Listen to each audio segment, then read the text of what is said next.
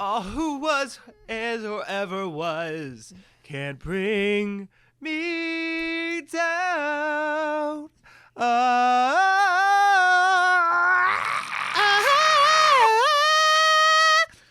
Why'd you hit that? Dang.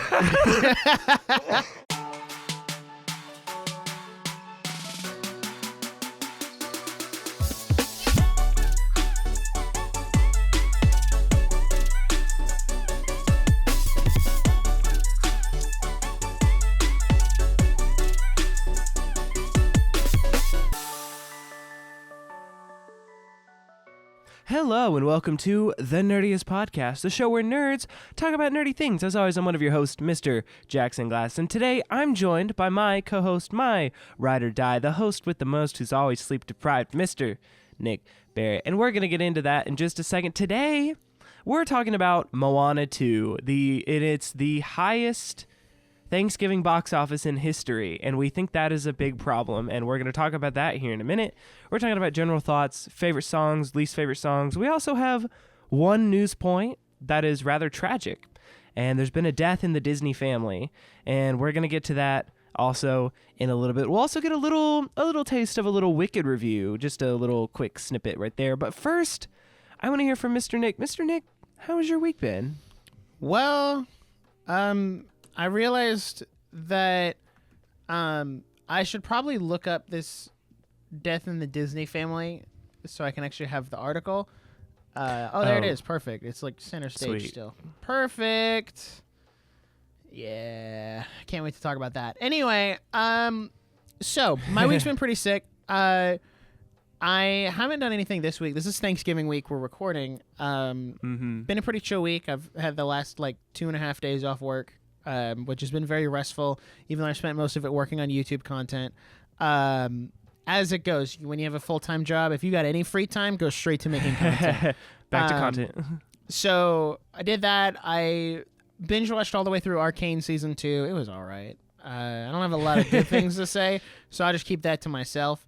But the bigger thing was, last week, my mom and I took a trip down to Disney, because we have not been to Disney since my graduation trip 2 years ago, or almost 2.5 at this point, which is wild because I remember doing a Disney recap on a podcast episode after that trip. And I've been going back through and listening to the old episodes, and I'm in 2022 now, and I was like, dang, how much has changed in 5 years? No, how much has changed in 2 years, bro?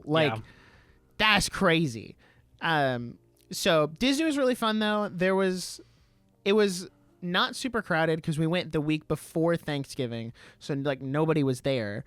I don't think we waited more than 40 minutes, and I think the longest line we were in was single rider for Rise of the Resistance, and that was the longest thing we ever waited in.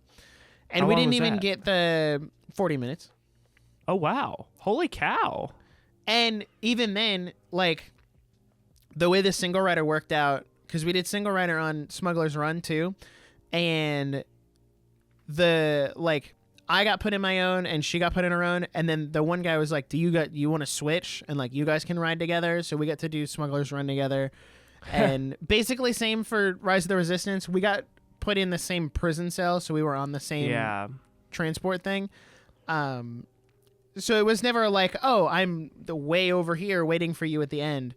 Did you pay for Lightning Lane? We did for Hollywood Studios and Magic Kingdom. We did not for Epcot. We didn't need it for Epcot because half of the stuff was closed all day. Oh, that's nice.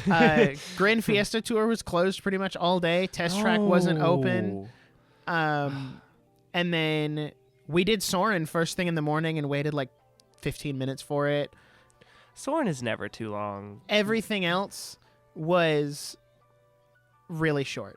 We did the land twice, once in the morning and then once at night to see all of the Christmas lights and stuff. Yeah. And then what else did we do at Epcot? We did every ride at Epcot except Frozen. Okay, so you did do Remy. Yeah, we did the standby. It was 20 minutes. That's actually insane. We did not need the Lightning Lane for Epcot. It was kind of wild. That's unheard of.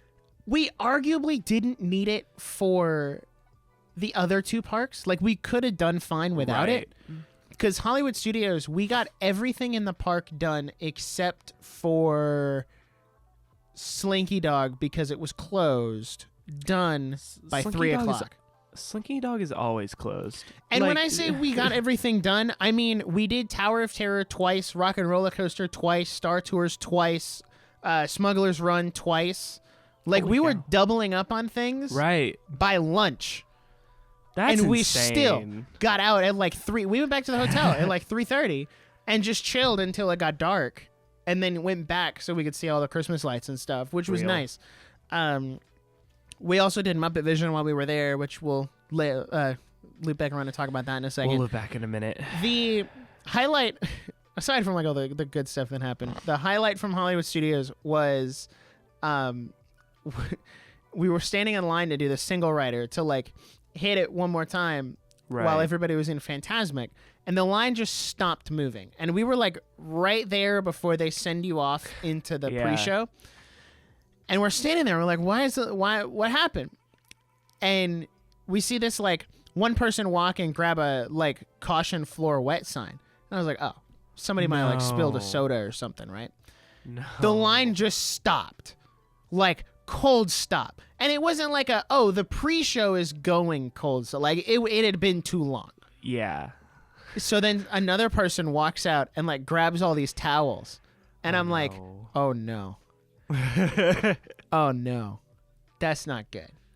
So then you could hear someone yell for the cast member who was at the divvying up station. Yeah. And she was like, all right, you got to just start sending people through the single rider line. Because the single rider line is the one that goes on like that upper platform around. So they started like funneling all the single riders through to empty out that queue, because I guess they closed it at the front. And then as we're walking through, there was like a cast member standing just like gesturing you to keep going. And just someone had barfed all over the pre-show floor. Like, and it wasn't like just a little, it was a lot. In the pre-show? Yeah. So I don't know if they had just eaten some bad food, or it was a kid who was like really nervous and made themselves sick. But they just... That's so embarrassing. Like, right there. So we're standing in the single rider line, and all of the cast members on that end are freaking out because they just stopped getting people. Yeah. Oh, yeah. And they're like, what happened? But then the line started getting backed up because the ride stopped. We never figured out why the ride stopped. I don't know if it was because they were trying... a protocol thing? Yeah, I don't know if it was like, oh, we had like this code, whatever. Need to figure that out. So it was kind of funny though, because like they all kept coming with all this cleaning stuff and like going down the line, and we're like, oh, that's unfortunate. Like, you couldn't pay me enough for that, bro. No, that's... I'd be like, not me. I don't get paid enough for this. He said... They probably had Park Hopper and had the tacos in Epcot. Yeah, you're not wrong. That's what got us last time. And then our highlight from Epcot was Grand Fiesta Tour. Like I said, had been closed all day. Right. And we went into Mexico after like going around the world, and which I did get my steamed teriyaki bun from Japan. Praise. Because it was like the very end of Food and Wine, and I was so happy. But we're in Mexico, and we asked the attendants, like, hey, why is it closed? And they're like, we've been having technical difficulties. Like, we're hoping it's open by the end of the day, but there's also only 2 hours till park closed, so we don't really know. So we're like, okay, we resigned ourselves, like, okay, we're not going to get to do it. As we were walking out, this is going to sound so stupid. As we were walking out, I went, Lord, this sounds dumb. And this is kind of stupid. But I really need to ride this ride while we're here. Like, this is our favorite ride at Epcot. Like, we got to do this while we're here. So if you could get that ride turned on, that'd be great. So we go out, we do the land. As we sit down on the boat, I was like, well, the land is going to be our last thing. So, like, I need to know if we're going back to Mexico or if we're coming back. Dude, I kid you not. Bam. That ride opened right back up. And we got to do Grand Fiesta Tour as the last thing. Crazy. I was like, amen. Amen. Yes, sir. He said, ding, ding, ding, ding, ding, ding. He pulled out his tambourine and flag and did a praise break in the line for Grand Fiesta Tour. It was great. And then Ding, ding, ding, ding, ding. the last thing, and then I'll pass it back to Jackson, is we at Magic Kingdom, the highlight was doing the train, because I hadn't gotten to do the train because it had been closed because they were working on Tron for the last 6 years. And I got to do it. We went all the way around and then like back to Fantasyland because we got on in Frontierland. There was that. And then we also did Tron, which I had never done before because it wasn't open when we were there last time. Yeah. And I'm going to be so real with you. Tron is way too short. Yeah. Like, what do you mean I got to wait 85 minutes for a 60-second ride? Yeah. What? It's a great ride. That's bonkers, dude. But so short. Also, I will say, like, the pre-show and the lobby and everything is really, really cool. And this whole thing, like, it's really cool, but, like, the ride itself is really smooth and really fun, but it is, like, way too short. Like, it's just, like, it's kind of like, this is cool, but, like, is it worth the time to wait? Like, I would do it as a lightning lane for sure. Oh, that's what we did. We paid for the lightning lane. But I would not stand in line for it. Tragic missed opportunity not playing Daft Punk on the ride, though. That's what I said, too. I was like, this is absurd. No, Daft Punk? All right. I mean, that's fine. All right. Then why am I here? Although, we did do Guardians of the Galaxy twice. Praise. What songs did you get? We got the virtual queue, and then we got the lightning lane. We got Everybody Wants to Rule the World. Oh, banger. And the One Way or Another, I'm gonna find you. I'm gonna get you one way. Everybody Wants to Rule the World was better. That is a really good song. I was really hoping we get Disco Inferno because that was the one we got the first time we rode it, and that's my favorite. And that's the song I associate with that ride now. Disco Infernal and Crazy Train are the best Guardian songs. They're dude, that ride is so good. This is the best ride they have there. Genuinely, probably their best ride. Objectively speaking, not including like my own nostalgia. Right. Easily the best ride there. Oh, so true. So overall, very good Disney trip. Very expensive. As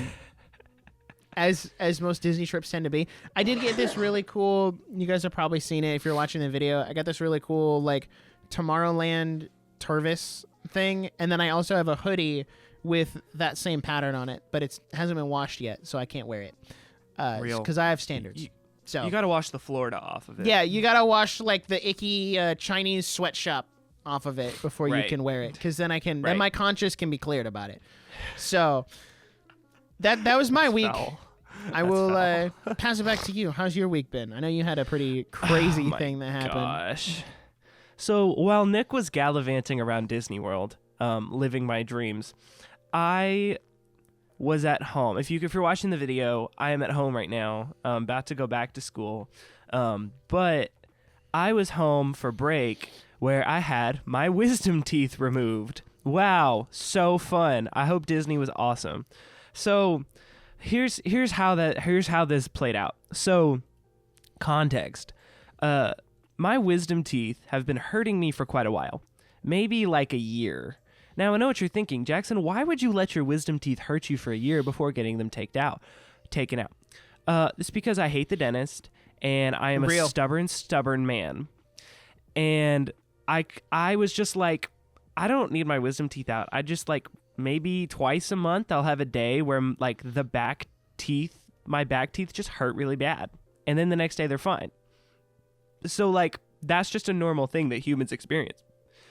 And so I went to the dentist for the first time in a while this summer, and the first thing she said was, "You really need your wisdom teeth out." I was like, awesome. And of course it's the dentist, so you can only schedule like 4 months in advance.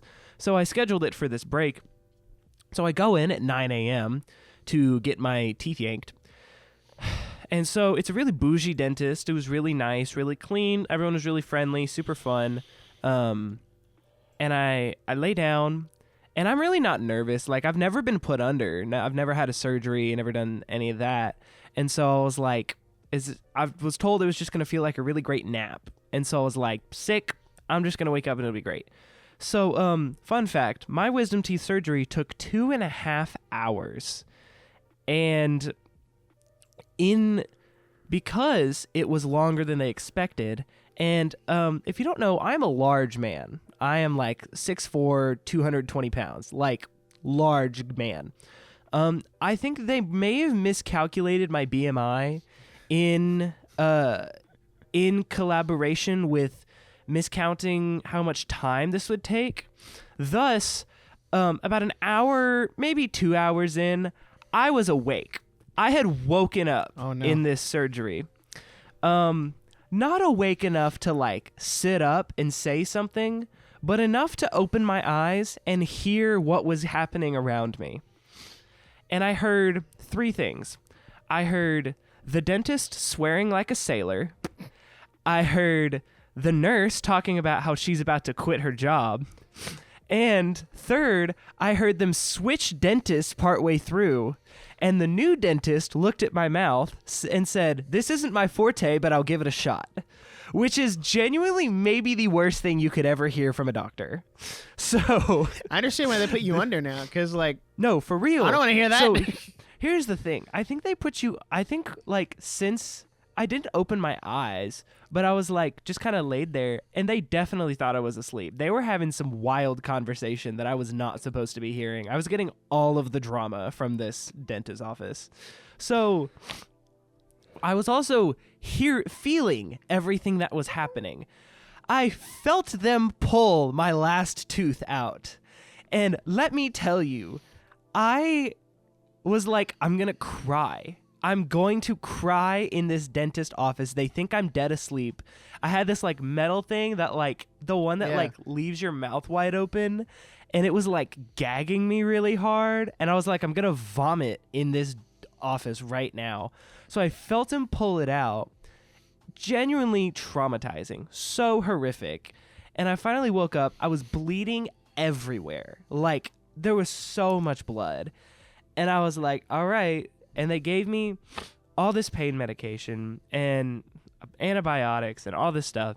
And I was functioning. Like, I was alive. And I was just, like, eating smoothies and stuff. That's what you do, like eating pudding and Jell-O. But, man, my recovery was really bad because it hurt so bad. And I slept fine, thankfully. But, like, surgery's on Thursday. By Saturday, I was like, I want to get out of the house. Like Saturday night, we were invited to someone's house. Okay, cool. I'd taken all my pain medication and all this stuff before. I was like, all right, it'll be good. I need to socialize. I'm getting out of the house. It's going to be great. And then I got to their house and threw up because of this medication. Now, I'm a very nauseous person in general. This medication does not help me at all. So I was very dizzy, very nauseous. And so I'm a lot better now. I can eat solids. I had solids on Thanksgiving, thankfully. But he said, the doctor called me that night, and he was like, hey, your back left is going to hurt for a while because it was a real pain to get out. He said it literally embedded itself in the tooth next to it. Like it had grown and literally hooked onto the tooth that was next to it. So they had to remove it without removing the other tooth. So, moral of the story, if you know you need your wisdom teeth removed, just do it. Please just do it. Because it's not worth waiting. That's so crazy. Also, fun fact, 2 days late, like 3 days after my surgery, I found a mouse in my bedroom. And this was a cherry on top of the week. And if you know me, you know of my love of Ratatouille. You can see my little plaque back there. And the jokes were flying because we were like, he must have just felt welcome because there's so much pro-rat propaganda that he just thought. And I was like, you are gravely mistaken, sir. You are not welcome You here. are going Also, to die. You're going to die. Also, I'm a little scared of this mouse. We caught him the next day. He was stuck in a trap. It was genuinely horrific. But he literally, I left a box of Cliff Bars here this summer that I just completely forgot about. He ate 2 of them, like in their entirety. like dug a little hole in the corner of the package and ate like 2 entire Cliff Bars. Those things are big. So like, and the mouse is like an inch big. It's just like, an endless food source. And I was like, is this like a Mighty Mouse now? Like, are we like jacked up on protein? Like, he said, and I was like, guys, I'm a little scared of this mouse. Like, he made me like kind of buff. It's like that one episode of about Tom and Jerry where he's like where he's just walking and nothing phases him, and I'm like, uh-oh. I immediately thought of the mice from Demon Slayer. They used to have like a 6-pack and like all just like they can muscles. It was so funny to get, because you sent me a video right after your surgery, and I'm genuinely shocked they let you leave the dentist looking like that. I looked like I got punched in the face by Captain America. Yeah, it looked like you got in a fight and lost, and someone was like, bang, bang, boom. All And right, I was you're like, good. bro, there's no way. I was like so swollen, and then like this entire like side of my mouth, like my teeth were red. Like I was bleeding everywhere. I can't believe they didn't like do any kind of cleaning. Like, well, let's okay, just do a light thing brush. Let's like clean it. Just nothing. a little like no. I think they wanted me out of there. They were like gosh. And then like the nurse like I was in a wheelchair cuz like when you're coming off of anesthesia, like you can't, just walk out. I'm assuming you didn't drive yourself home. No, of course not. Like that. Think so. I wasn't allowed to drive for like 4 days. That's actually probably a good thing. Yeah, no, absolutely. And so she wheeled me out in this chair, and she was like, "It is so cold out here. Oh my gosh, it's freezing. Why is it so cold out?" And I was like, "I'm in so much pain right now. I need you to shut up about it being cold." Stop. Shut up. I know this was like really difficult. It took a long time, but like you didn't even do anything. You just prepped the IV. Like, please be quiet. Yeah, come on, lady. Jeez. I've decided I want to be a doctor, but not one of those doctors that actually does stuff. I want to be the second doctor that comes in and then just like tells you you're good and leaves. Oh, yeah. So most doctors. Yeah. So, a doctor in America. Yeah, actually. So, yeah, no, for real. That was, that'll be $20,000. That was my week. I'm sure next week was way better, but I'm a lot better now. I gotten a lot of editing done. I'll talk about that in a little bit, but we have one news point that we're gonna have to break your heart with. Yep. You want me to just read the... Well, you need to do the intro. Oh, you're right. Let me add a little sad flair. Yeah, let's do a little. Wiki wiki wow. News time. This one's sad. This is a little tragic. heartbreaker. All right, you want me to just read the press release here? Yeah, just read the press release, by the way, that these cowards did not post on social media. Like, yeah. They legitimately did not post this on social media. So, from the Disney Parks blog, published November 22nd, 2024, I was standing in Epcot when this news broke, by the way. Oh. Get ready to open the door because Mike and Sully are coming to town. To make way for the monsters, because we're getting this whole Monsters Inc. land, right? Mm-hmm. Kermit the Frog, Miss Piggy, and more of their friends will be moving right along to Sunset Boulevard. But there's more to the story. The Muppets will be taking over Rockin' Roller Coaster, teaming up with some of music's biggest stars for a rockin' music festival. We know so many of you share our love for the Muppets and know their energy will be a perfect fit for this coaster. Plus, as the first...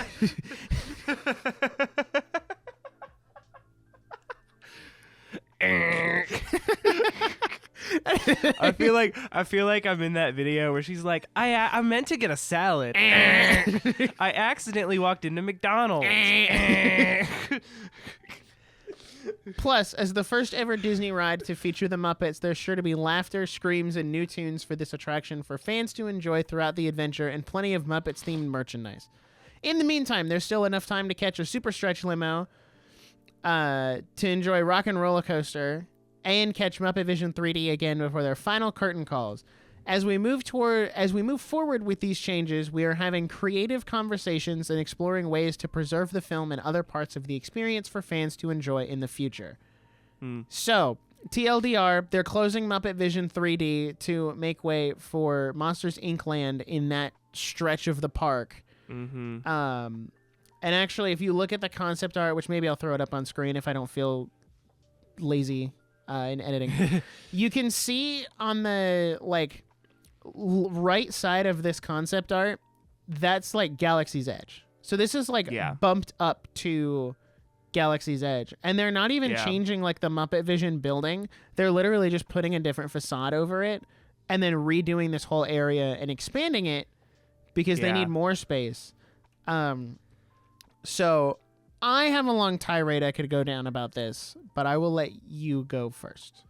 Yeah, we'll try to condense this the best we can. No promises. Here's my thought. Number one, this is my Rock and Roller Coaster Magic Band that will be on eBay in the next few years. No. Keep it. Daddy needs a new car, so we're gonna. Is it gonna be a super stretch limo? Guys, weddings are expensive. Opening bid on my Rock and Roller Coaster Magic Band, $10 million. That's the first point. Second point is this is coming from someone. I genuinely love the Muppets. Muppet Vision 3D has been like one of the staples of Disney World for me, like from a very young age. This is also someone who loves Aerosmith. Like my mom is Steven Tyler's biggest fan. So I grew up on them and I grew up on the Rock and Roller Coaster. And that was always like what we had to do. Is like we have to do the Rock and Roller Coaster. Like it's Aerosmith. How can you not? And I have like a Rock and Roller Coaster hat from when I was like 10 years old. And it's like so special to me and all this stuff. But here's kind of, if you look at it, to be devil's advocate for a second, if you look at Hollywood studios and what the future of Hollywood studios is, what Disney wants the future of Hollywood studios to be, Muppet Vision 3D is arguably one of their weaker aspects of the park based on, just objectivity of the rides, to where Muppet Vision 3D is a super popular show because everyone goes because it's nostalgic and it's actually genuinely really funny. But if you look at the 3D technology of Muppet Vision 3D versus something even like the PhilharMagic, like there's no competition. Like it is so fun and so sweet and so nostalgic and so funny, but it's genuinely just a pretty outdated. And here's the other thing about Rock and Roller Coaster is Aerosmith isn't touring anymore.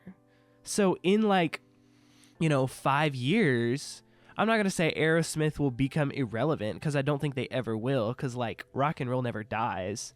But they're trying to stay current. And, their vision for Hollywood studios is slowly turning into a more modern Hollywood, which I don't love. Because the whole point is to be like classic Hollywood, like it's the Sunset Boulevard, it's the 1950s, 60s Hollywood that's like big band jazz type stuff. But also, you have to understand, we have to update the park at some point. Yeah. We have to keep it fresh and moving.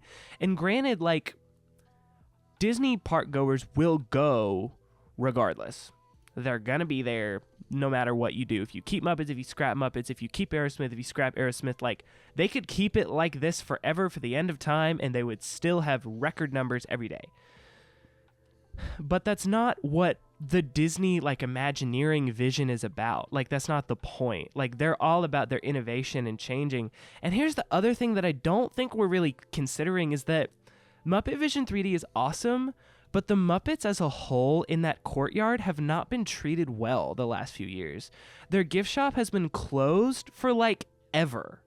I'm pretty sure I've been in that gift shop once when I was 11 and it's been closed since then.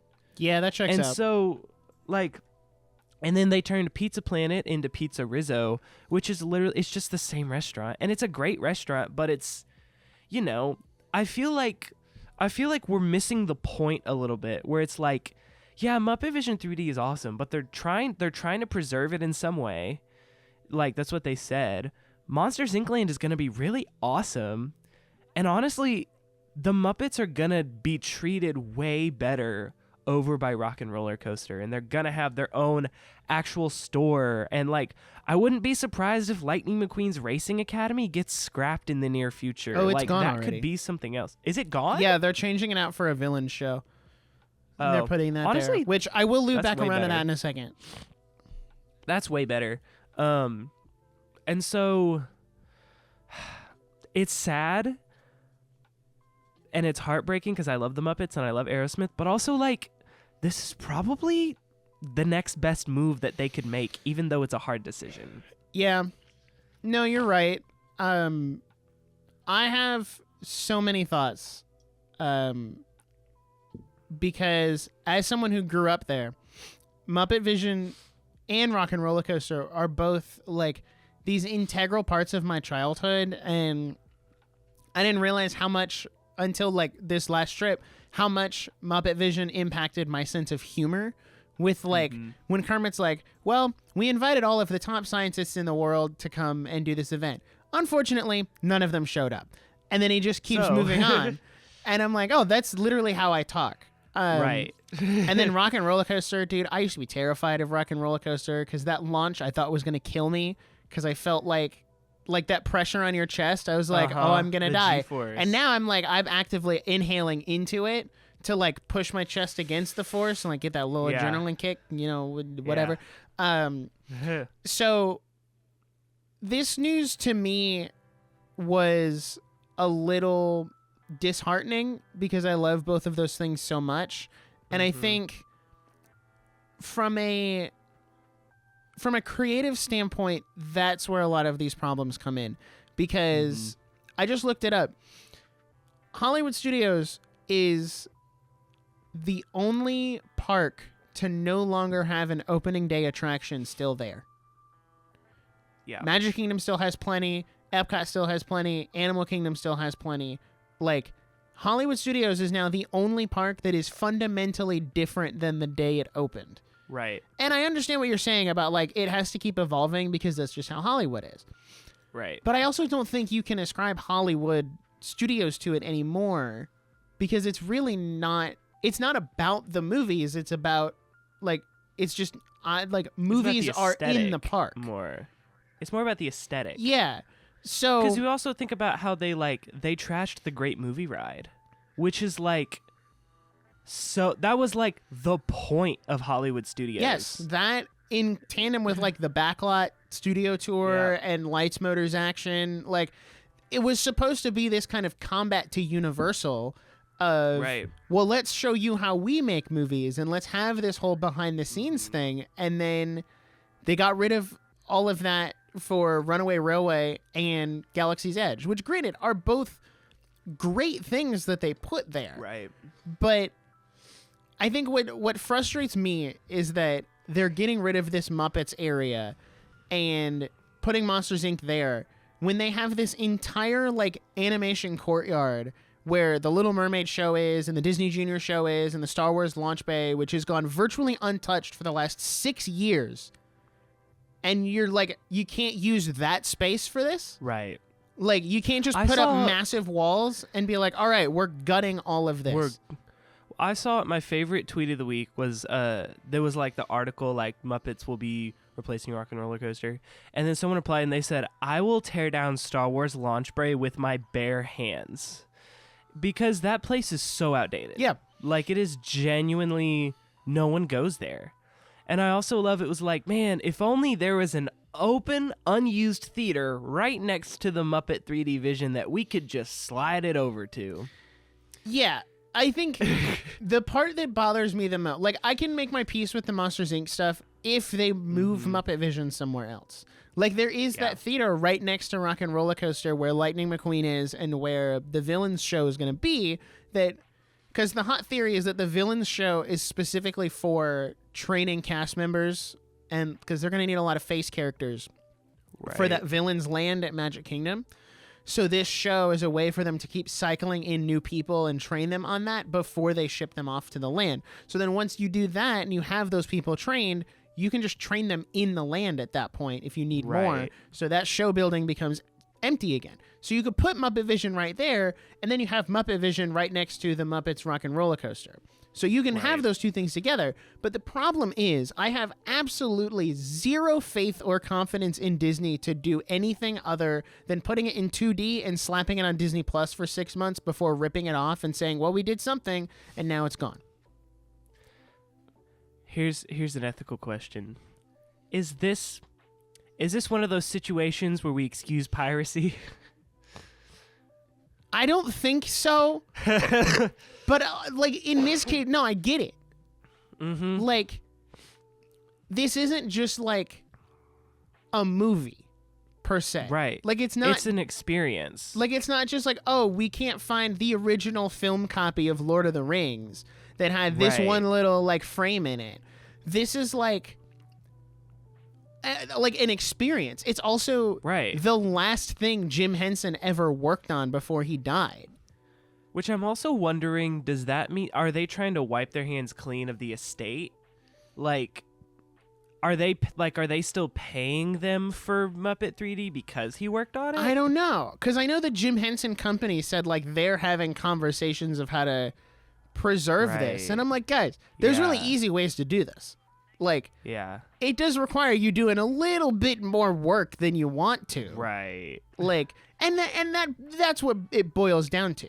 Is like, that's why they're putting Monsters, Inc. in the Muppets Courtyard, because they don't have to build a ton of new buildings. They can just rehash and reuse the buildings that are already there. So from a financial and construction standpoint, it's like, well, saves us that time. Makes sense. It's going to make the fans angry, but what do we care? Like, so... The other thing that I've been thinking about is we've been complaining so much, like, oh, Disney's just remaking stuff. They're just redoing all their old stuff. It's all just the stuff from my childhood.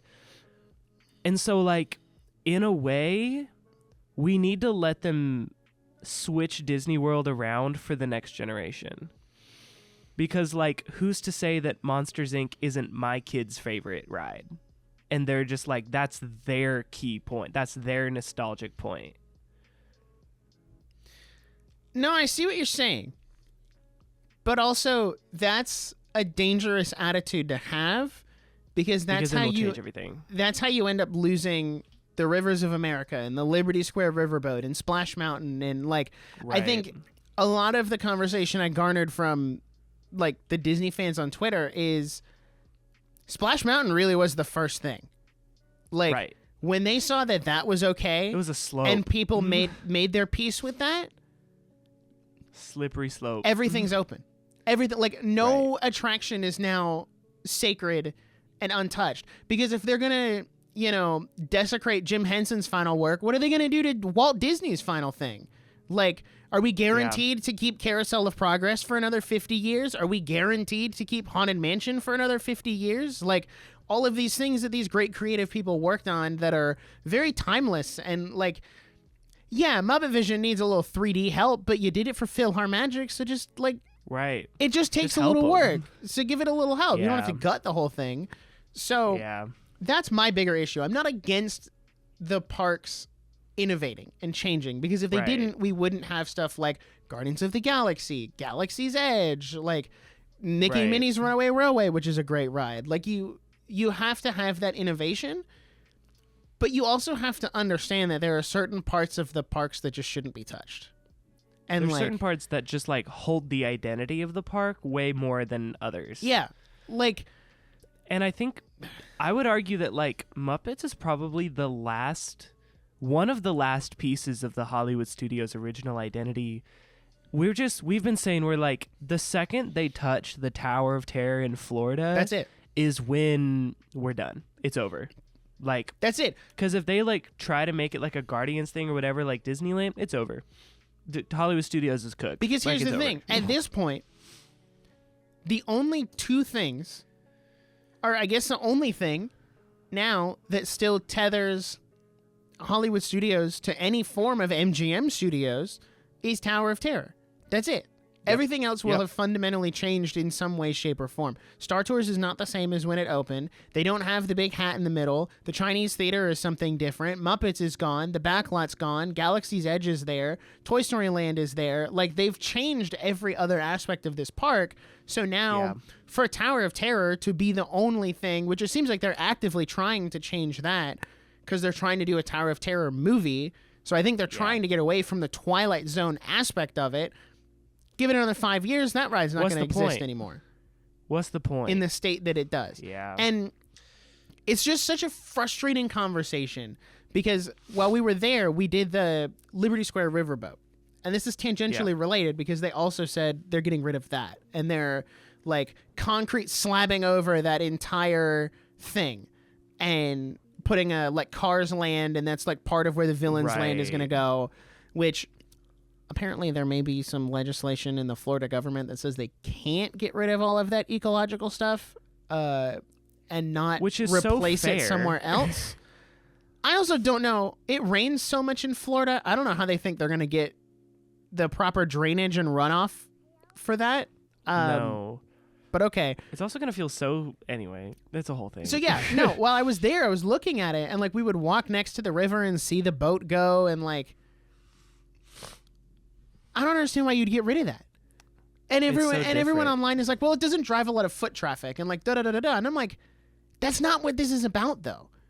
Like, if you turn it into a solely numbers thing, like, yes, a Villains Land and a Villains Coaster and 2 more Cars rides are surely going to bring in a lot more people, but at what point have you lost the heart and the soul of what the park used to be?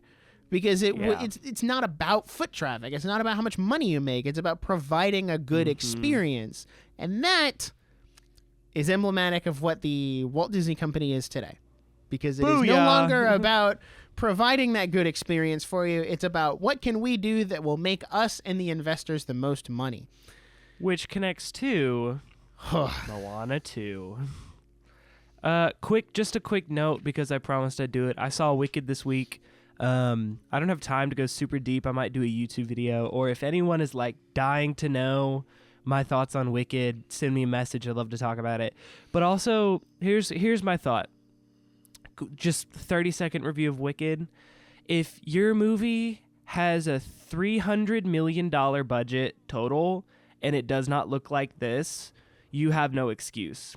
Marvel, Disney, whatever, whoever you are, it's possible. No, you can real. do practical sets. You can do good music. You can care. You can get a director that cares. You can get Steven Schwartz to come back and do music. Disney. We're going to get into that in a minute.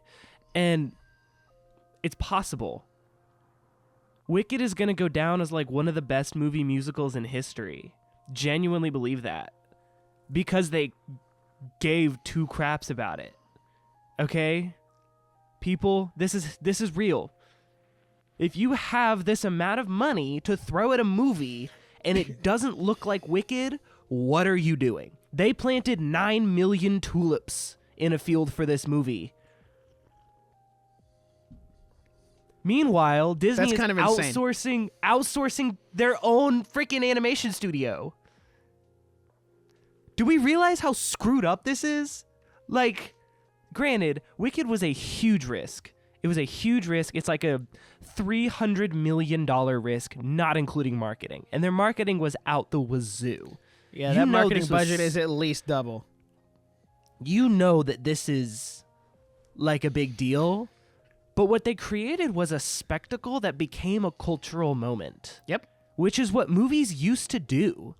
Like Harry Potter, Star Wars, Marvel, like the big spectacle movies used to create cultural moments.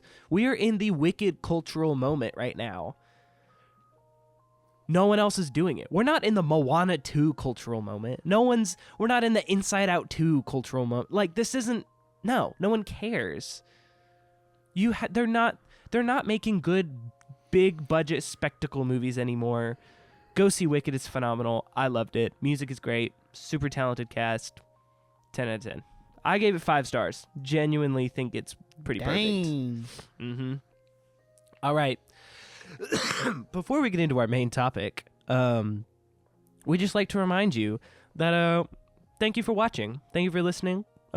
If you really like what we're doing here on the Nerdiest podcast, and you think we deserve a 5-star review, please do so on Apple Music, Spotify, Amazon, wherever you're listening. We're also on YouTube at the Nerdiest Podcast if you'd like to watch video versions of this show and see our beautiful faces, if you'd like. We're also on Instagram at the Nerdiest Podcast, Twitter at Nerdiest Pod, and fun stuff, big announcements. If you follow me at all at the Glass Studios, you know that we just released merch. I'm wearing some of it right now. This is the Space Chords hoodie.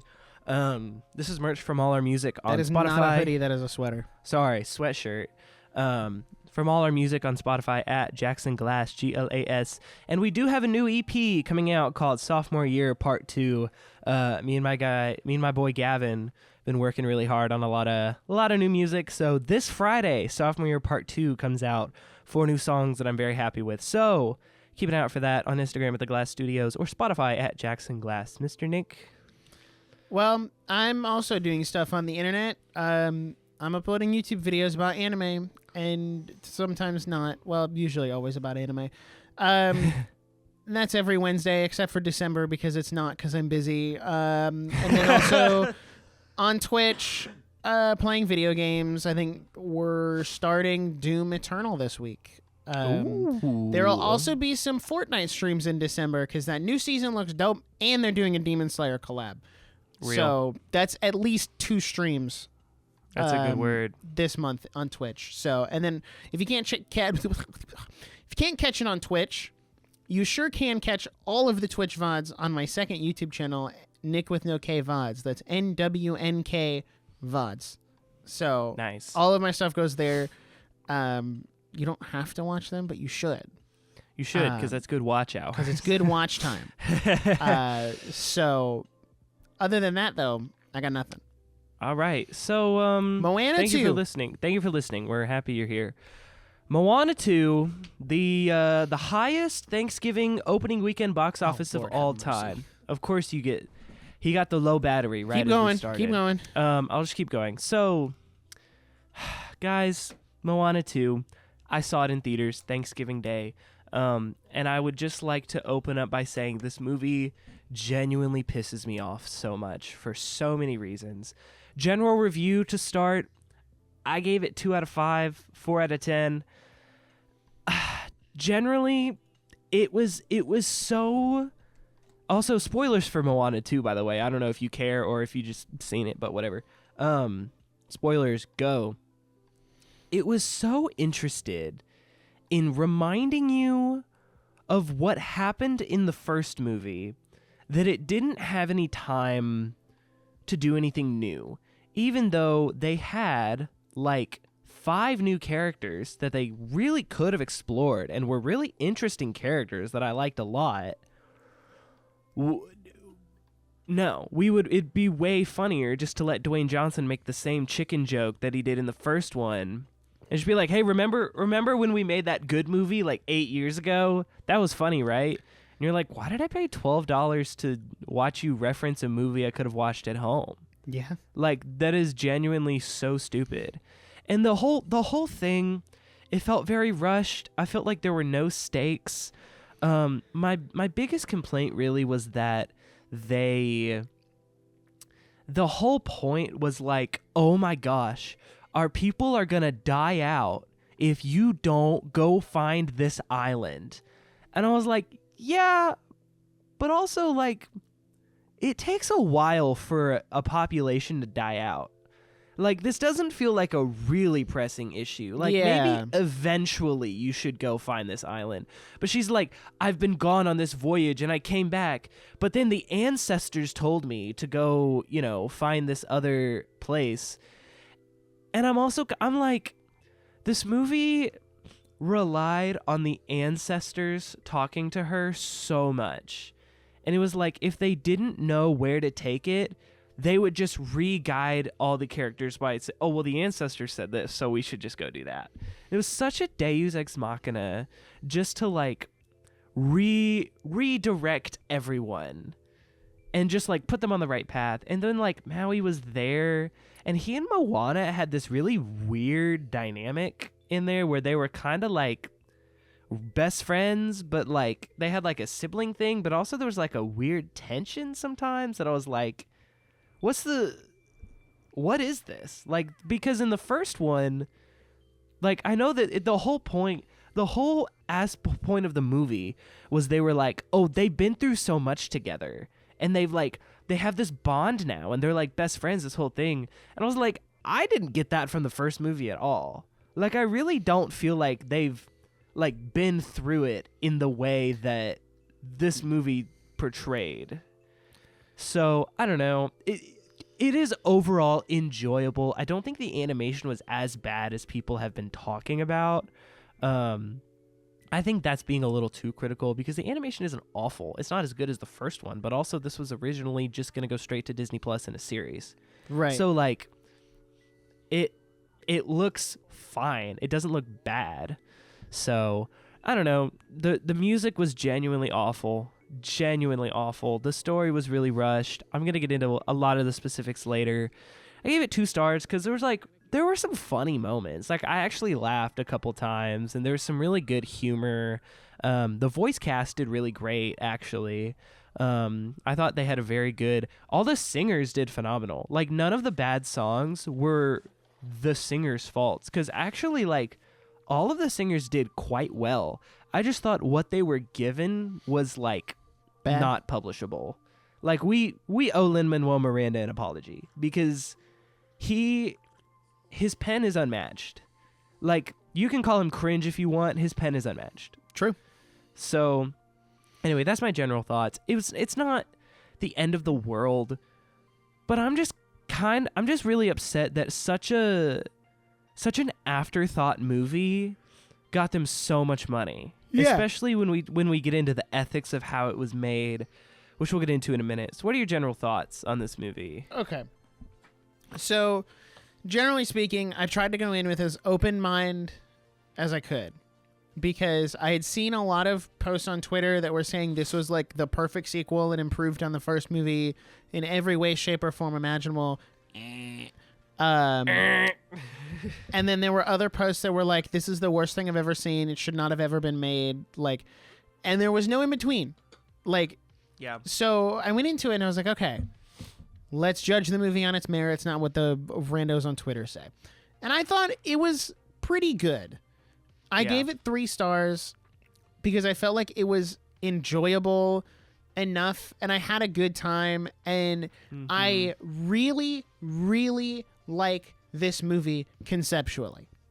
Yes. In terms of execution, not so much. Conceptually, though, of like Moana having to go out and like reconnect all these people and find this island of the ancestors and bring in all of these other people groups from the sea. Like, I think that was such a great idea, because it is like in the very beginning when she found that pot that had the people on it, I was like, oh, yeah, that makes sense. That's something you kind of didn't think about in the first movie. But like, these are native island people. So like, of course there's going to be a bunch of others out there. So like going and trying to find them and connect them and have that community, I think it's great. And I also think it made a lot of sense that she brought these new characters with, because if you just did Maui, you'd basically just be doing the first movie over again. Right. So, but then the movie really felt like it wanted to do the first movie over again. Yeah. But at the same time, like, I feel like Maui wasn't in it enough, but I wanted him in it more, but I wanted him in it less. Like, I understand. Like, I think you're right. I was expecting more based on what the trailers had shown. Yeah. But then the moments he was there, I was like, please stop talking. Please just shut up. He's so annoying. Please stop. He's so You're annoying. annoying now. It's not funny. Like, it's not the same kind of like charmingly annoying that it was in the first movie.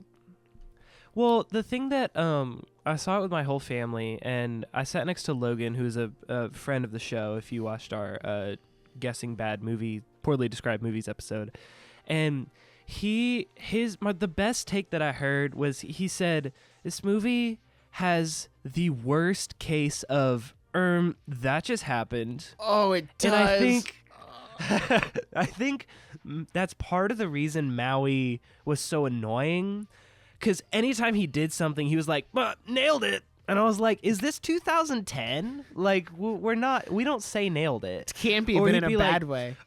Can I get a Chihu? And I'm like, shut Stop. up. Stop.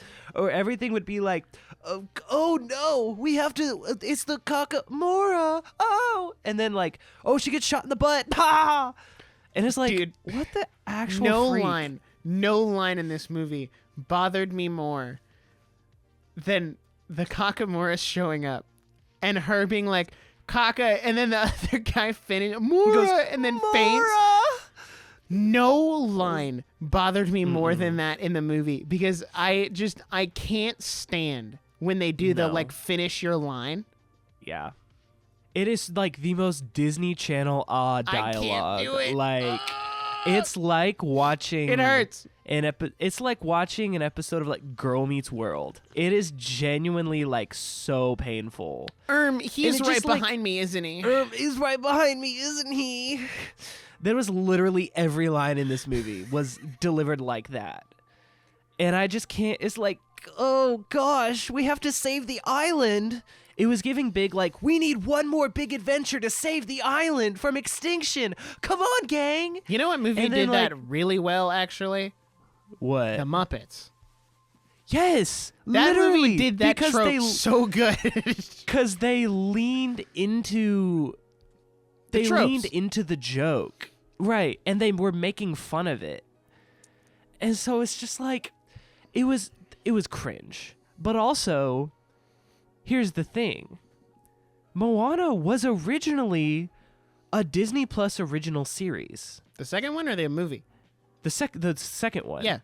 Moana 2 was originally a Disney Plus series that they realized would make more money if they stitched all the episodes together and threw it to theaters. And here's why I'm mad. They're right. Because Moana pulled in a $57.5 million on Wednesday and $28 million on Thursday, making it the biggest Thanksgiving Day release of all time. And that sucks. Yeah. Because this movie was so low effort. Yes. Because it was originally a Disney Plus original series, which means this movie had 3 directors, by the way. And guess what? Are any of them the original director of the original movie? No. Now, this movie has 3 directors, and guess what? This is a triple directorial debut. Believe it or not. No way. Yes. Everyone, all of the former credits on all 3 of these directors was either animation supervisor or like some other random tech role or like storyboard artist. And so like one of them was like animation supervisor on Zootopia, and like I think one of them worked on like Frozen. And so it's like, it's kind of like the guy that walks in with the coffee and they're like, you make a Moana 2, and he's like, oh, okay. And he's like, Pompo the Cinephile will be like, no, literally. So it was just like gosh. And so when you put this in a Disney Plus context, it wouldn't be terrible. No. You're like, all right, sure, like but it's just on Disney Plus. Like your standard is so low. When you toss it to the theaters, we want to see something good in the theater. There's a different standard to this. And I really, really don't like, they're kind of throwing these people under the bus. yes. Because they're like, kind of like, you know, everyone's talking about how garbage the songs are. And so like, are these people going to be able to write again in Hollywood? Like, granted, they will, because this movie made $57.5 million in the pre-release. So this is why I'm so frustrated. To bounce back to your thing here about dip in quality. Right. I think what Disney has done here is so dastardly. It's so evil. It's like mustache twirling villain type of plot. Yes. we're going to make a Moana TV series for Disney Plus and use this as advertising to boost Disney Plus. And then we're not going to release it until 5 years in. But because we've already gotten people on the hook for Disney Plus, we're going to change the movie. And we're going to make it a movie instead of a series. But Yeah. we've already had these TV show animators working on it, outsourced to Canada or some other country. So we already don't have to pay them as much because they're in a different country. We already don't have to pay them as much because they're working on an original streaming show. But we're going to stitch these episodes together and we're going to make bank. Step 1, cheat your animators. Step 2, stitch it together as a movie. Step 3, profit. What can I say? Absolute cinema. This is like They've done some it. Scrooge McDuck crap. No, like this it is. And it's really stupid because I could not imagine being an animator at the Walt Disney Animation Company when they announced Moana 2 as a movie, which I'm sure internally they knew way before we did. They knew this was intentional. I could not imagine being someone who worked on the first Moana and being told that, hey, the sequel to your highly successful movie is now going to be outsourced as a TV show to a different studio. Like, we're not even going to let you do the TV show. I'd be like, okay, whatever. I'll make my peace with it. But then to be told that said TV show is getting turned into a sequel to your movie, I'd be pissed. I would be livid, bro. That's terrible. Okay, also, the original directors of Moana, which, side tangent, Moana is awesome. Yes. Like, the first movie is genuinely phenomenal. It's one of my favorite Disney animated movies. Like, it's in my top 10. Like, it is so good. The music is really good in the first one. Like, I really have a lot of heart and nostalgia for the original Moana. Guess who directed the original Moana? John Musker and Ron Clements. All right, they're a directing duo, have been at Disney for a long time. You know what else? You know what movies that these two people worked on together?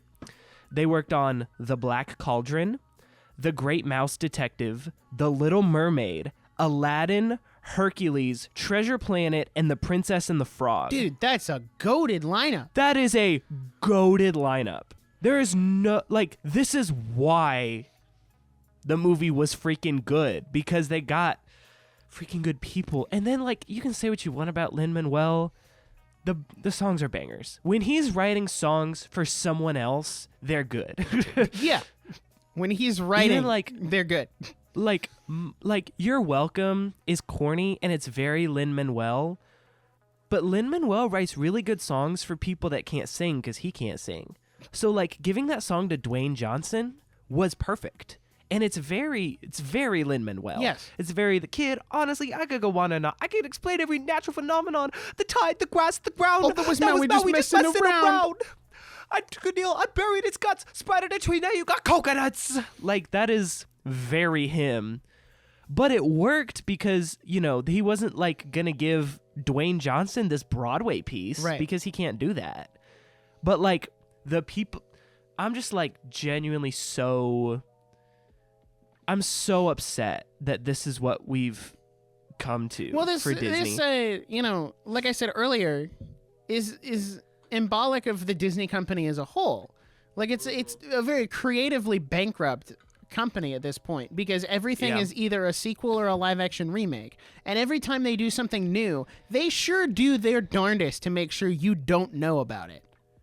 Yep. Like, every time they try to do some new project like Turning Red or Lightyear or Elio, which I did see the trailer for Elio. It looks pretty good. I want to go see it. Really good. They're letting Pixar do original stuff, but even then, I'll be darned if they actually market it or put it out in theaters because, you know, Turning Red, for what you'll say about that movie, right? Same for Luca, same for Soul. Movie's not great. Not great. Those three movies got shafted to Disney Plus, which were terrible for those movies. Because, like, I don't like two of them. But I will say that putting them on Disney Plus is very disingenuous to, like, trying to do original stuff. And then what you're putting out in theaters is a live-action Lion King prequel that nobody asked for. No. The live-action Lilo and Stitch that's the same age as me, by the way. And 2 weeks ago, set pictures came out from the live-action Moana. Why? What are you doing? Yeah. I am getting to a point where I hate Disney. I say that as I have my, Disney mug, my jacket, and my hat on. I'm like, dude, Disney sucks. Man, Disney is the absolute worst. That's why my rock and roller coaster Magic Band stays on me 24/7. It's just such bad decisions, and there's nothing wrong with taking movies or TV shows and turning them into the other. We saw that with the Kenobi series was supposed to be a movie, but then they felt like they needed more time, so they turned it into a TV show. Right. You can argue about the quality on that. Same Mandalorian. For Falcon and the Winter Soldier was supposed to be a movie, and then it got turned into a TV show. And I think if they wanted to turn Moana 2 into a movie, that's a decision that should have been made at the writing level, at the script level. Because when you finish a script, whether or not that's going to sustain an entire hour-and-a-half long movie, or if it's going to sustain a long TV show length. So I don't understand where in the process they were like, all right, we're turning this into a movie. Well, here's what's so frustrating is I could pretty clearly tell where episodes started and ended just because of the ebb and flow of the story. Yeah. But I'm also wondering was the show longer? Because the story was very undercooked. Yes. There was so much it looked like they were gonna do so much and then didn't. And it was we're going to add 10 new characters and none of them get any screen time. And they're like, we're going to wait to show Maui. Until and it's 45 minutes in. Right. Which would have made sense in a TV context to be whoa, Maui's not here till episode 3. We're on the journey to find him, but we get flashbacks of him. That's so cool. Right. You set it up in those first couple episodes of him going out, or even the first episode, going out, finding her, get caught, and then he's gone for 2 or 3 episodes until you get to him. That makes sense. But that's how TV shows work. In an hour-and-a-half long movie, when there is no clear divide and it just keeps going, that feels weird. Yeah. For this main character weird. Who's on the poster, by the way. I don't think any of those side characters are on the poster. I'm gonna fact check, but maybe they are. But they sure aren't. You're promising that he's there. They sure aren't. They're also. Can I say something that will sound weird, but it's genuinely just how I feel? They're barely on the Japanese poster. Someone in this movie should have died. Okay. There was okay. Can we talk about? I really thought they were going somewhere with the whole Maui losing his tattoos and losing his demigod status. I really thought they were going somewhere with that. Of he's his gonna sacrifice. have to he sacrificed himself to pull this island up so that she could reunite the people. That's a really great thing. Right. Great story choice. And then he just boom. And then they just reversed Gets him back. I was dang. Why? What? Also, I have 2 qualms. One, how did his power come back? How did he lose his power in the first place? How did he lose it in the first place? 2, what did pulling up that stupid island even do? Have they all been within 50 feet of each other this whole time? They just didn't know? It's kind of it's if you destroy City Hall, everyone still knows where everything is. That's not how this works. Because they pull the island up, and then 15 seconds later, all these boats come in, and it's magic. I have a personal theory that wayfinding isn't that hard. Moana's just the only one that's tried. I think they're all just scared. No, you're real. You're real for that. I think it's also. I thought it was cool, but I also feel their whole thing with killing Moana and then bringing her back, they weren't gonna kill her. There were so many better ways to do that. I think it's cool that she has the tattoos on her hand now, and she has some kind of wayfinding magic. I think that was cool, but I don't know. There was a much better way to do that than have her get struck by the lightning. Well, it's very it's stupid. Like there was no sacrifice. There was no stakes, and then there was no sacrifice, and then there was no resolution, and then it was like, we're all gonna freaking die if she doesn't find this island. Oh, she found the island. She's gonna freaking die even though the kid. Oh, she's fine. Oh, we're gonna all. Oh no, we're all together. Oh, what if she dies and her sister? Oh no, she's back. She's fine. And I it didn't was really like, like her sister. I thought her sister was cute. Like that was a cute little dynamic to add, because she was just very like this little kid who just loves her big sister so much. Like it was wholesome. Oh, absolutely. I love that. I thought her sister was great. I thought the direction they were gonna go was her sister was gonna sneak on the boat and go with them. Oh, that would have been so interesting. Or I thought the sister was gonna get taken and they were gonna they had to go save her. And I think either of those directions would have been so much more interesting, because the whole point is like, she has to be back so her sister can save her. And I was like, I've seen her sister on screen for maybe 120 seconds. And so like, I could not really care less. And so it was really frustrating because they pushed so hard in their advertising to be like, Moana has a sister now and it's so important. And then it was just kind of like, I don't want to disappoint my sister was like her whole motive. And it was like, okay, I guess. Is it just me, or did it feel like this movie was lacking a villain? It really didn't have a villain. Like that's a really good point. Even that bat lady, who like I don't even remember her name. I thought she was going to be the villain. I thought she was going to be. I thought, and my sister said this too, is when we left the theater, is I thought she was intentionally leading Moana astray, because the whole vibe of that song was like, there's always another way, like you can just get lost, da da da da da. Yeah. And it's like, I thought the moral quandary was going to have to be Moana goes down, gets lost, and then has to like actually navigate back in the right direction to find the thing, not unlocking a secret shortcut to the thing. It feels like it genuinely felt like the Mario like cave level where you like find the secret tube now that you have a new power up. Like it was, and like you can get to World 8. Also, right, you get the cannon that shoots you to World 8, and you're just like, what? Also, that was the whole clam thing, like where they got underground, that was clearly an episode.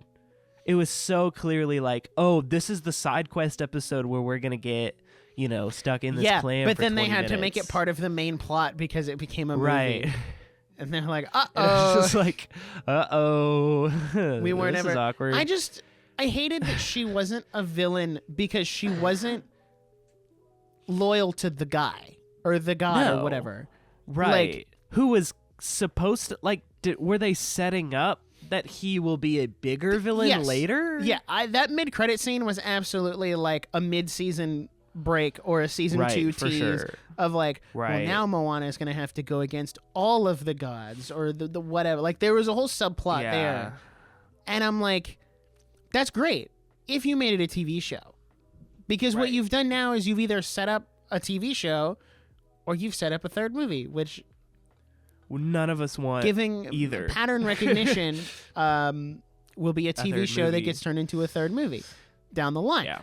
So Yeah. I don't know. I'm just getting real sick and tired of movies not having genuine villains. Like, give me the good that's old so true. mustache twirling, I'm evil because I'm evil. Like, come on, man.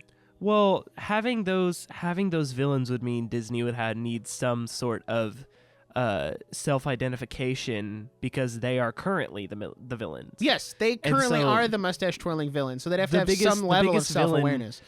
The biggest villain for this movie is the Walt Disney Company. Like, that is just kind of where we're at. Would you consider Wish had an antagonist?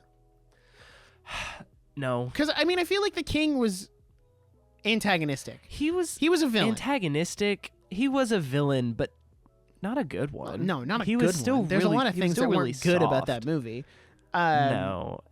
But he was a step back towards that original villain in a good direction. type. That was a step in the right direction, but like it was more like a tiptoe in the right direction. Yeah, like it wasn't great, but no, but it was better than whatever this was. It's better than emotional family trauma being the villain like in Kanto. Right. Swear. Lord have mercy. Okay, here's my other thing. Like, in the first Moana, I thought Moana was like, she was really cool and she was like learning her way, and it was like, oh, I have to grow to learn this, and I have to like, this is new to me. I felt like Moana as a character was so freaking annoying in Moana 2. And I can't really like establish what it is about her. I felt like she was so far up her own butt that I couldn't like relate to anything at all. And so she was like, what if I go on this journey? What if who's going to raise my sister? And I was like, your parents? Honey, you have 2 parents who are literally royalty. You have 2 parents who are alive. You're doing a lot better than most Disney characters. I was like, you have 2 parents that are not only alive, but they're literally like royalty on this island. Your sister is going to be more than okay. Like, do not... She gives herself so much credit, like, for everything. And it's kind of like, I have to find this island and I have to go by myself. I'm just going to bring my pig and my chicken. And I'm like, shut up. You're such an idiot. Like, just bring a crew. Like, I don't know. And I know that's the whole point, is it's like learning to let others help you and love. But it was like, her crew literally didn't do anything. Like, where I bet they got to do stuff? In the show. Yeah, in the TV show. Where you could have had Also, an like, episode where each of them got their own time to shine with their individual characteristics that she brought them on the boat for. Tell me everything that you knew about her crew at the beginning and everything you knew at the end. At the beginning, I knew they were somewhat important because they got their own specific lyrics and verses in that opening song. And, like, we kept going to their location in the song, and I was like, oh, okay. Yeah. She's going to, like, bring them on. Also, I'd seen the trailer, so I know they were there. Right. What you know about them is that the other girl likes to build boats, the other guy is a Maui fanboy, and the old guy does not like water and is very old and grumpy. And then by the end of the movie, the girl still likes to build boats, the guy is an even bigger Maui fanboy, and the old guy is slightly less grumpy. And that is it. That's literally it. That is... Nobody develops in this movie. No. There is no character development whatsoever.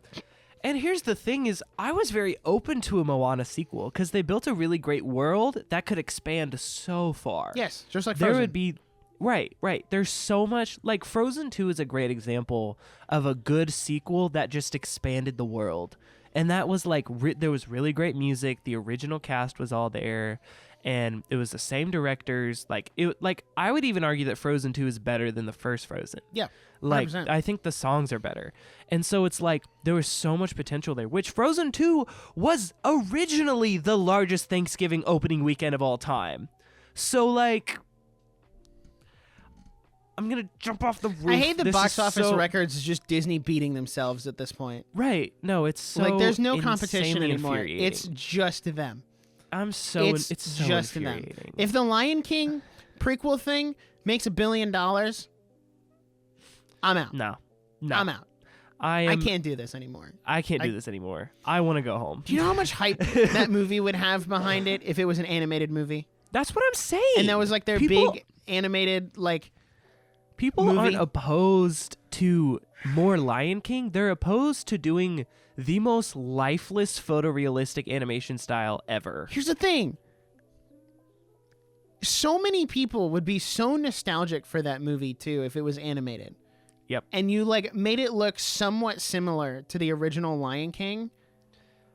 And then it could go in the category of Lion King 1.5 and Lion King 2 and dude. Now that's $1 billion movie. Well, this prequel is probably going to be $1 billion movie, and I'm going to hate every second of it. Come on, Sonic 3, baby, you're our only hope. Come on, Sonic, baby.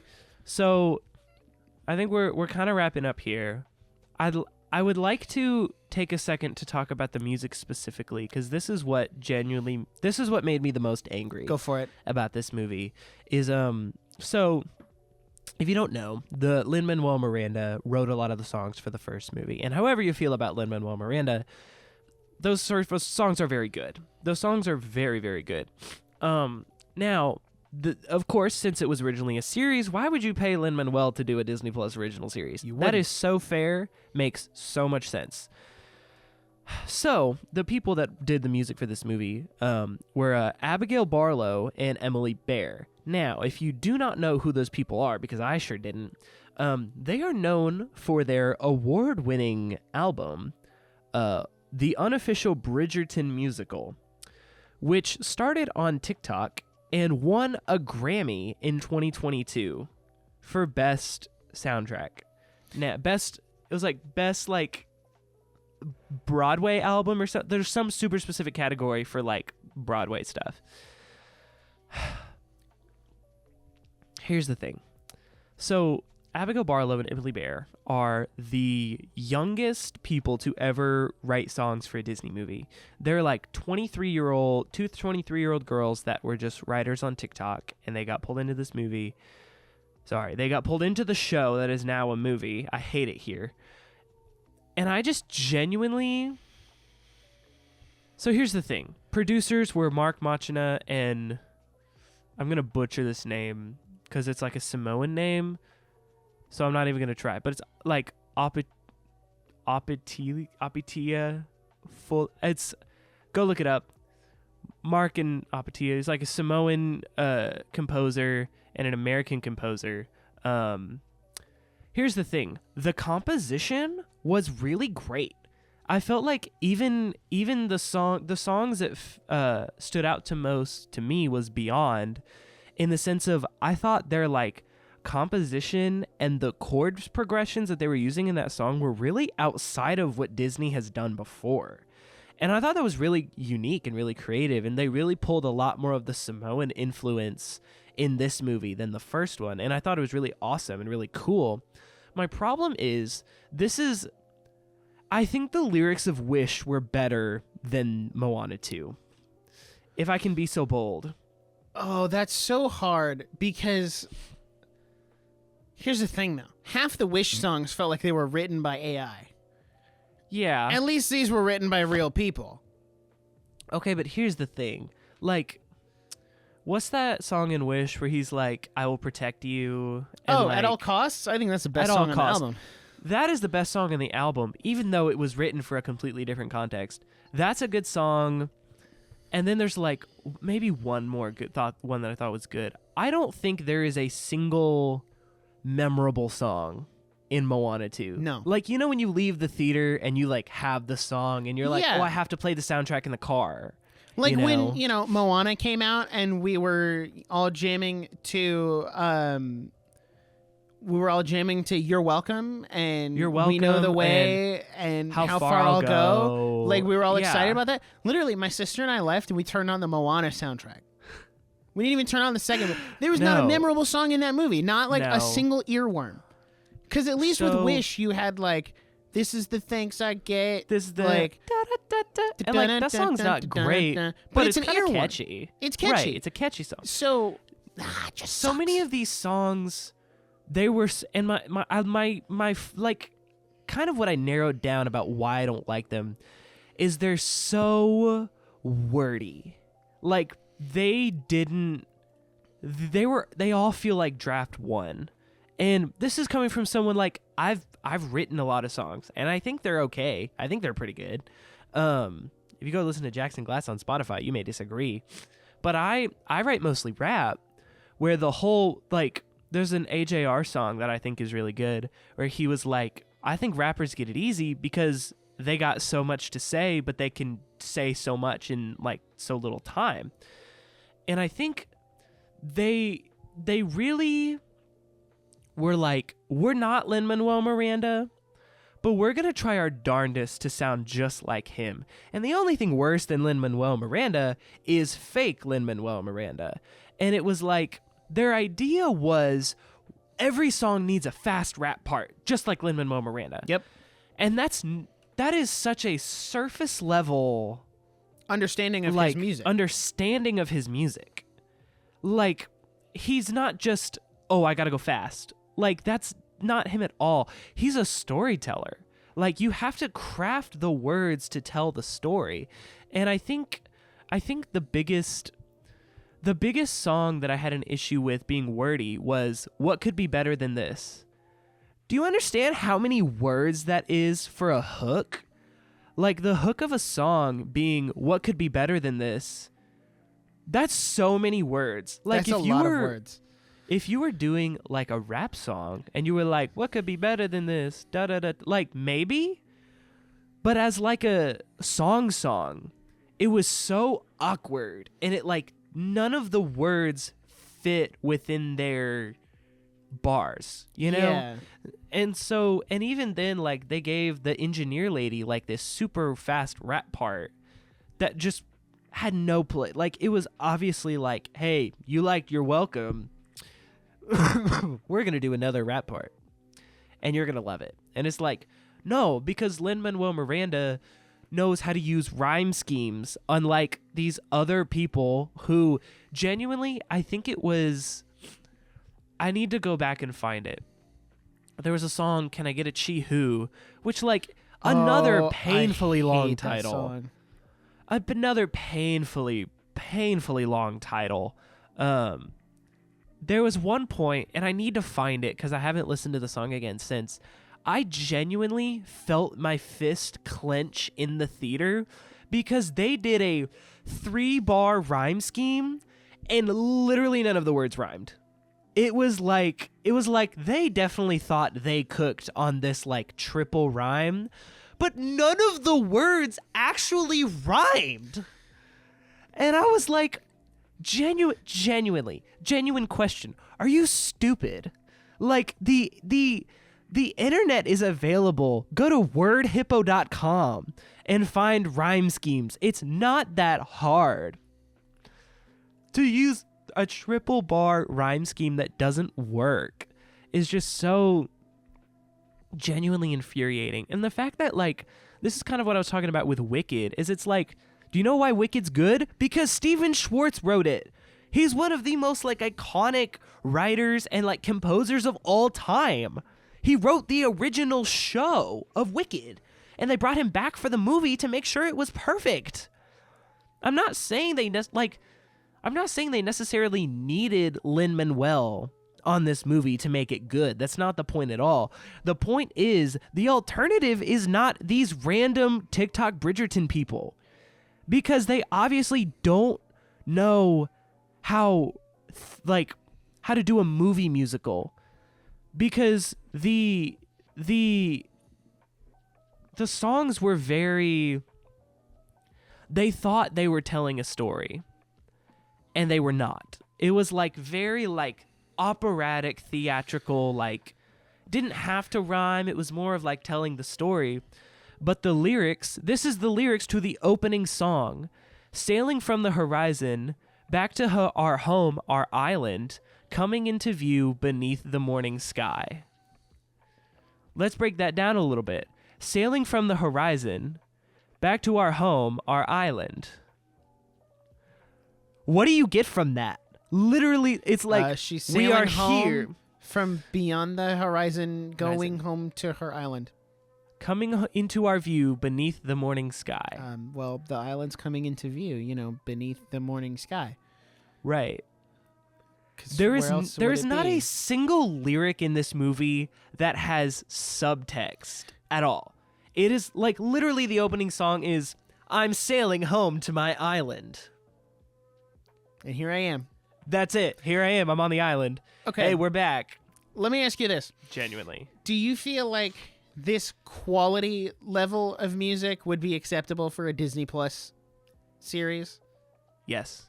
Okay. I would forgive this kind of music in a Disney Plus original because I'd be like, yeah, it's a Disney Plus original. I think the way they did this movie was also incredibly disingenuous to the people who did work on it.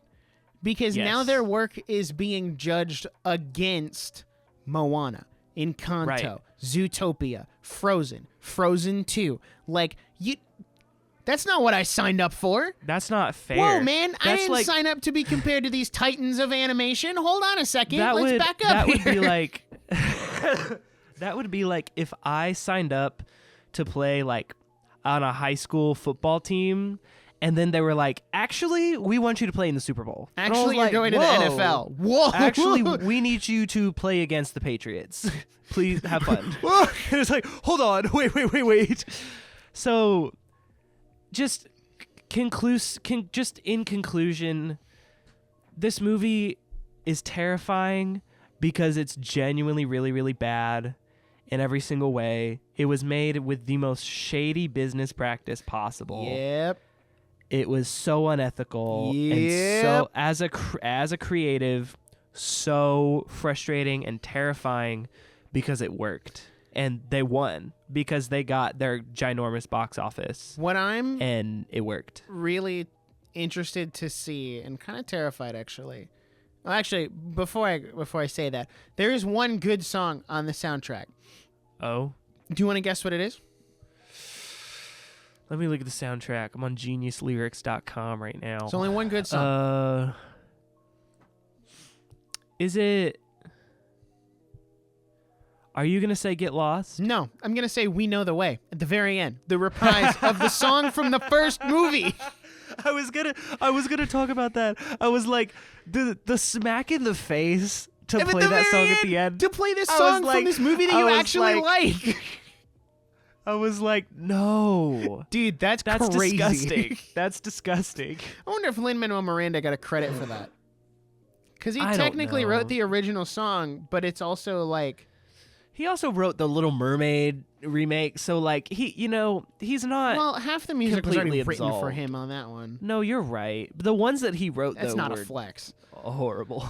But yeah, what I was gonna say before I tangented Right. there was I'm very interested and honestly a little nervous to see if they do this with the Tiana series.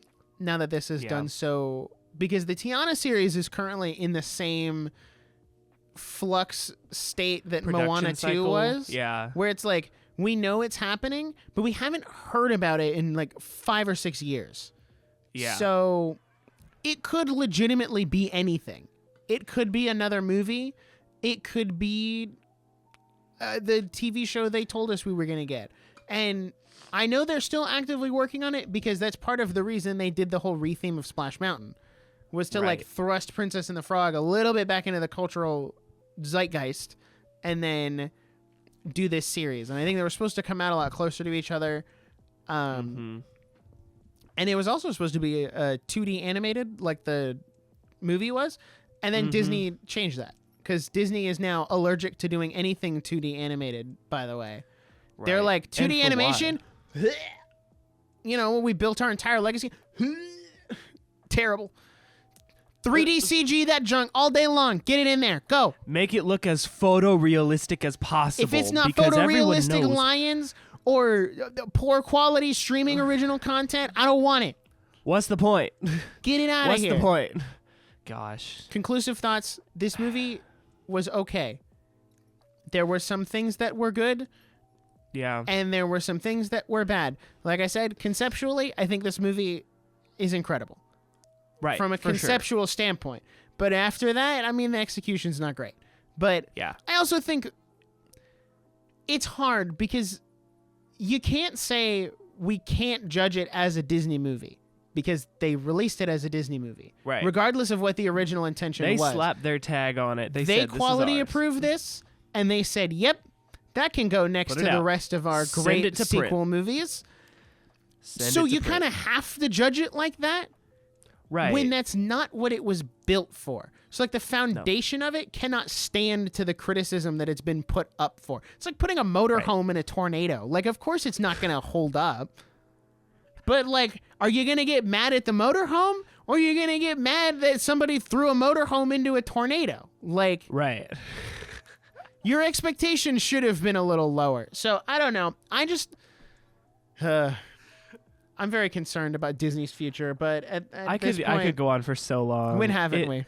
Conclusively, in a chamber, this movie is fine. It's nothing to write home about, but if you just like want something for the kids, put it on. It's not the worst, but like when you zoom out and look at the whole picture, it's genuinely scary. The way that it was made, the way it was distributed, the money laundering Yep. that we just watched Yep. it occur. This is like genuine. This is how money laundering works. They pay like, people less. They use the same budget as they did for the first movie, but they pay people less to do it in Canada. Where'd the rest of that money go? You can't tell me it went to marketing. I'm telling you, Disney Plus is a money laundering scheme. It has to be, bro. How There's do we? no it way. has to be at this point. How is it not? Anyway, that's kind of how I feel. If you want to go watch it, if you like it, that's fine. I just like. I have high standards for Disney because I know what they can do, and so when they don't do well, I feel the need to call them out on it because you can't. I think that's what makes this so frustrating. Is Yeah. like, and even like to go back to the park stuff too. Like Disney in general, what sucks is you know that they can. They do just don't better. want to. They can make these incredible movies. Encanto was only 3 years ago. That was a good movie. And that was an incredible movie. Inside Out Lin- was written a by couple Lin-Manuel months Miranda. ago. And it was a really good movie. So you know that they can. It's simply a choice to not. Because it's less effort and still yields the same amount of money. So why would you put in the extra effort if it's not going to guarantee you anything extra? And that is what's really frustrating. Do you think Disney's quiet quitting? No. I feel like No, I think they're very loudly quitting. Do you think everyone at Disney is just quiet quitting? Honestly, No, but I have seen Bob Iger's descent from grace. Of Yeah, for I real. remember when he came back after Bob Chapek, we were like, praise. and everyone was like, "He's back. We're like, everything's gonna be good," and it's exponentially gotten Just worse, slowly a lot gotten faster. worse. It's like, it's just like the election, you know? Yeah, I don't know, man. We really thought we were cooking there, and then something happened, and it was like, like, I don't know, man. Anyway. Well, Don't watch it in Unless you theaters. have Wait any- till it's on Disney Plus. Watch Wait it till it's the on way Disney God Plus. intended you to. watch it how it was intended on Disney Plus. Never catch me saying that about literally anything else. Stick it to the but this man. movie. Don't watch it in theaters. Watch it on Disney Plus. Pirate it. No, I'm just kidding. Whoa. Don't pirate it. That's All right, illegal. hold on. That's illegal. That's illegal. Don't do that. That was a joke. This is a joke. Anyway, well, thank you for listening to this episode of the Nerdiest Podcast. We said we were going to do an hour 15, and we're currently at an hour 35. So It's okay. we're getting better. We're getting better. We're trying to bring it down, could have been guys. a lot worse. It could have been a lot worse. So thank you so much for listening to this episode. If you enjoy what you see here, make sure you give us a 5-star review on Spotify, Apple Podcasts, or Amazon, or wherever you're listening. Or if you're watching on YouTube, make sure to subscribe, like this video, drop a comment to tell us what you thought. You can follow us on YouTube at The Nerdiest Podcast, Twitter at Nerdiest Pod, Instagram at The Nerdiest Podcast. All the links will be in the description down below. What did you think of Moana 2? Let us know. Let us know if you want anything else to cover. We're kind of wrapping up the year, Guys. and that's so sad. Guys, listen. You got to go follow us on YouTube. Only 6 more subs to 1,000. 6 more subs to 1,000. We're getting very close. Remember, so if all 3 of our channels hit 1,000 by the end of the year, Jackson and I have to play FNAF on stream. You still No, have you're time. right. Did we say that? I think did. we said that. Oh, okay. Well, we I'm can do that. voluntelling I'm you at to like, do it. Okay, cool. I'm at like 860 something. I also I'm at 823. I had to take such a break. School got so busy, but I'm about to make a triumphant comeback. Good. Now that Get 'em. I'm going to be on break. So, thank you so much for watching. We will see you in the next episode. Until then, bye.